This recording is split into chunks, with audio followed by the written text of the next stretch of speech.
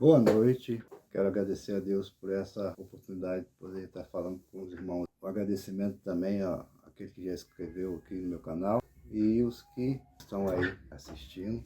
Muito obrigado aí pela graça e misericórdia de Deus. Vamos gravar aqui o segundo vídeo. Eu falei no primeiro vídeo a respeito do nascer de novo. Espero que você entenderam, compreenderam.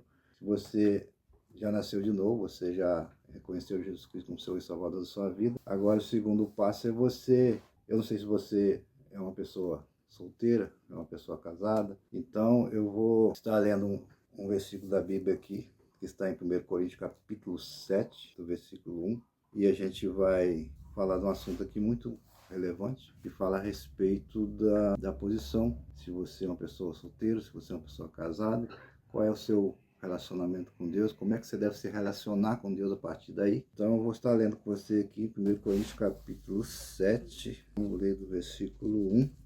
Quanto ao que me escreveste, é bom que o homem não toque em mulher. Mas por causa da impureza, cada um tem a sua própria esposa, e cada uma o seu próprio marido. O marido concede à esposa o que lhe é devido, e também, semelhantemente, a esposa ao seu marido. A mulher não tem poder sobre o seu próprio corpo, e sim o marido. E também, semelhantemente, o marido não tem poder sobre o seu próprio corpo, e sim a mulher. Não vos priveis um ao outro, salvo talvez por mútuo consentimento, por algum tempo, para vos designares a oração, para dedicar a oração, e novamente vos ajuntastes, para que Satanás não vos tente por causa da incontinência. Irmãos, o que o apóstolo Paulo está aqui respondendo o questionamento da igreja de Corinto? Não estava sabendo lidar com essa situação de dedicar ao culto da igreja, quem era solteiro e quem era casado. Então eles fazem uma pergunta para o apóstolo Paulo e ele responde aqui o questionamento deles. E ele vai falar para eles que no momento, naquele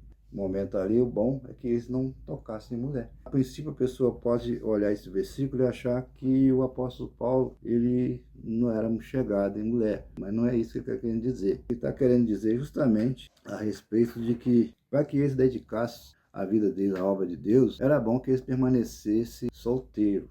Para ele dedicar totalmente à obra de Deus, era necessário que eles ficassem solteiros, para que pudessem participar totalmente, porque aquele a gente vai comentar aqui, e a gente percebe aqui, se você ler toda a história aqui no capítulo 7, vai estar falando sobre isso, lá no versículo 7 vai estar falando que era bom que a pessoa se encontrasse igual ele se encontrava, porque ele dedicava totalmente a sua vida à obra de Deus. E a pessoa casada não tinha ter essa oportunidade de dedicar totalmente a sua vida à obra de Deus, porque ia ter a sua esposa para poder dedicar. Era bom que o homem permanecesse na situação que ele se encontrava. E ele passa aqui que tanto o casamento como o celibatado, que seria aquele se abster da mulher, é um dom. Isso é dom.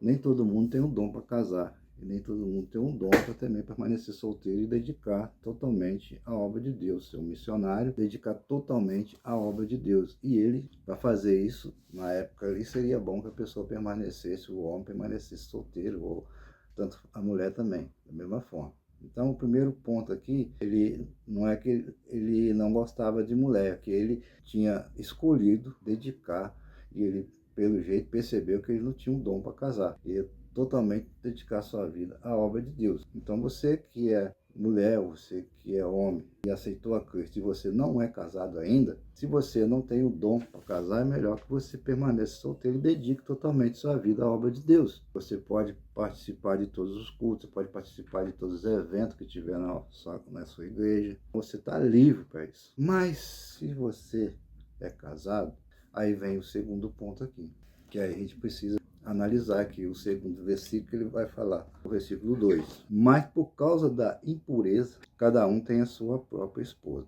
Quando você vê aqui que fala da impureza, ele está falando do quê? Está falando sobre a relação sexual. Porque existia na época uma ideia de que a relação sexual seria impuro, inclusive até no casamento. A pessoa achava que isso era uma coisa imunda, impura. Mas aí ele vai falar o quê? Que dentro de um relacionamento, né, Mas por causa da impureza, cada um tem a sua própria esposa e cada um o seu próprio marido. E o marido concede à esposa o que é devido e também, semelhantemente, a esposa ao seu marido.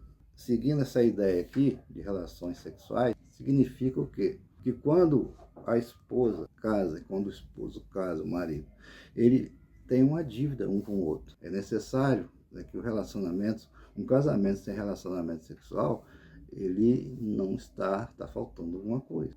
A relação sexual não é tudo, mas faz parte do casamento.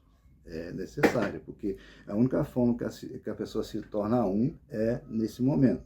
Porque, na verdade, você se torna um espiritualmente. A relação sexual dentro do casal é bênção de Deus. Está dentro do propósito de Deus. A maneira que Deus encontrou para que tanto o homem e a mulher cumprissem o propósito dele, multiplicar, né, a imagem e semelhança de Deus na terra, que era se frutificar. Porque tanto o homem sem a mulher, ele não consegue cumprir o propósito de Deus. E a mulher sem o homem também não consegue cumprir o propósito de Deus. Tanto a mulher quanto o homem, ela tem essa percepção da importância dela para o propósito de Deus, ela se valoriza mais. E o homem também, quando ele entende que ele sozinho não tem condição de cumprir o propósito de Deus, ele vai se valorizar a sua vida e também valorizar a vida da sua esposa. E vice-versa, porque você pode observar que quando Deus criou o homem, Deus criou tudo e viu que era bom. Mas quando ele viu que o homem estava só e que não existia uma companheira, ele disse que não era bom que o homem permanecesse só. Você pode observar lá no início que quando Deus olha e vê que o homem não tinha uma companheira para ele, viu que não era bom. Vê aí a importância da mulher no propósito de Deus. Porque aí quando ele chega em Gênesis capítulo 26, vai falar que fez o homem e a mulher em mais semelhança de Deus o fez, e isso que é muito bom a obra que criou, ali é a consumação já da obra de Deus no ser humano. Mas no processo, você pode observar que Deus olhou e viu que não era bom que o homem permanecesse só. Então, o relacionamento sexual no casamento é bênção de Deus e faz parte para cumprir o propósito de Deus aqui na terra, que é multiplicar a imagem e semelhança de Deus através das nossas vidas. Esse é um assunto aqui que o apóstolo Paulo está tratando com a igreja de Corinto, que era uma igreja que tinha vários problemas. Ele está tratando desse assunto aqui. Então, o que a gente tem que tirar daqui?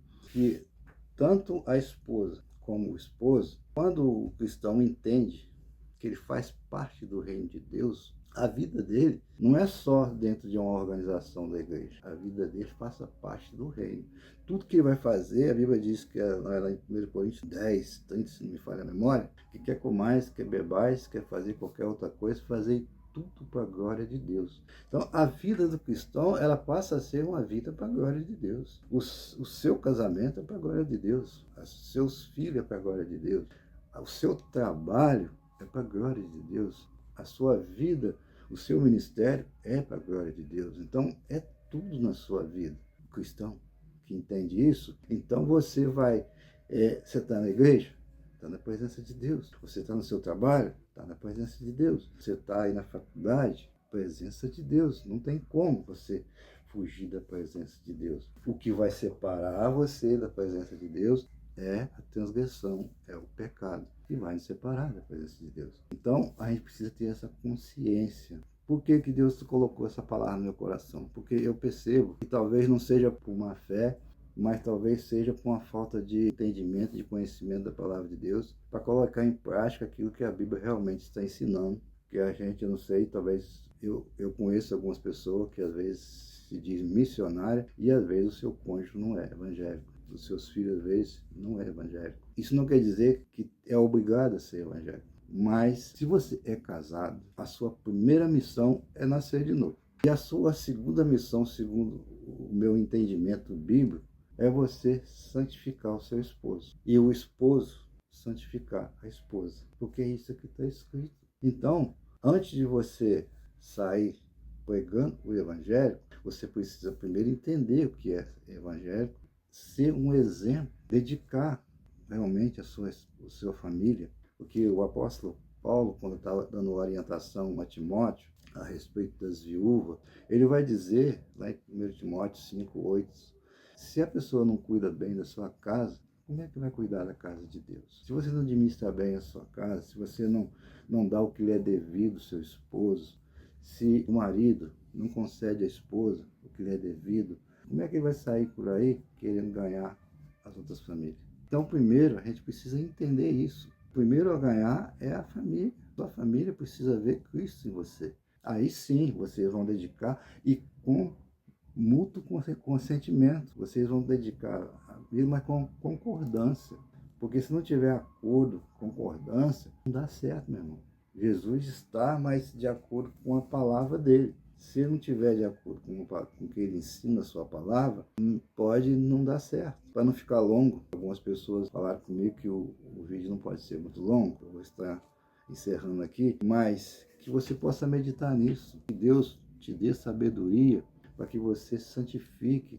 Você que é esposa, santifique o seu esposo. E você, esposo, marido, santifica a sua esposa. Porque vai ter o exemplo de vocês. É vocês como exemplo para que possa ter uma vida na presença de Deus, uma vida abençoada por Deus. Que Deus possa estar te abençoando através desse vídeo. Se Deus falou com você, inscreve aqui no canal e dá sugestões aí para que a gente possa estar falando a respeito de outros assuntos aqui, em nome de Jesus Cristo. Amém.